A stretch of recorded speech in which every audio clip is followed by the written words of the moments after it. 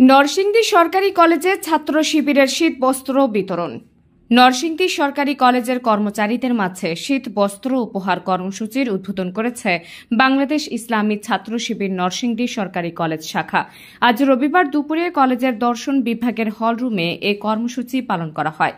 এ সময় উপস্থিত ছিলেন বাংলাদেশ ছাত্র শিবির নরসিংদী শহর শাখার সেক্রেটারি ইয়াসিন আরাফাত, নরসিংদী শহর শাখার সাহিত্য সম্পাদক আমিনুল ইসলাম, বাংলাদেশ ছাত্র শিবির নরসিংদী সরকারি কলেজের সাবেক সভাপতি মোজাহিদুল ইসলাম, নরসিংদী সরকারি কলেজ শাখার সভাপতি আরিফ মিয়া, নরসিংদী সরকারি কলেজ শাখার সেক্রেটারি রাকিবুল ইসলাম, কলেজ শাখার কর্মী আওলাদ হাসান, বিজ্ঞান অনুষদ বিভাগের সভাপতি ফয়সাল ইসলাম ও সেক্রেটারি আজরফ চৌধুরী সহ কলেজ শাখার বিভিন্ন নেতাকর্মীরা।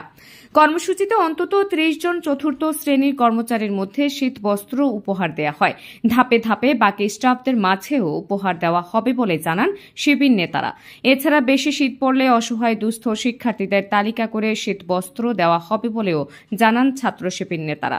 উপহার বিতরণ শেষে নরসিংদী শহর শাখার সেক্রেটারি ইয়াসিন আরাফাত বলেন, বাংলাদেশ ইসলামী ছাত্র শিবির সর্বদা ছাত্র কল্যাণমূলক এবং জনকল্যাণমুখী কাজের সঙ্গে ছিল, আছে এবং থাকবে। তারই ধারাবাহিকতায় আজ বাংলাদেশ ইসলামী ছাত্র শিবির নরসিংদী সরকারি কলেজ শাখার উদ্যোগে ক্যাম্পাসে চতুর্থ শ্রেণীর কর্মচারীর মাঝে শীত বস্ত্র উপহার কর্মসূচি পালন করা হয়। মহানবী সাল্লাল্লাহু আলাইহি সাল্লাম বলেন, যে ব্যক্তি দুনিয়ায় অপরের একটি প্রয়োজন মিটিয়ে দেবে, পরকালে আল্লাহ তার শত প্রয়োজন পূরণ করে দেবেন এবং বান্দার দুঃখ দুর্দশায় কেউ সহযোগিতার হাত বাড়ালে আল্লাহ তার প্রতি করুণার দৃষ্টি দেন।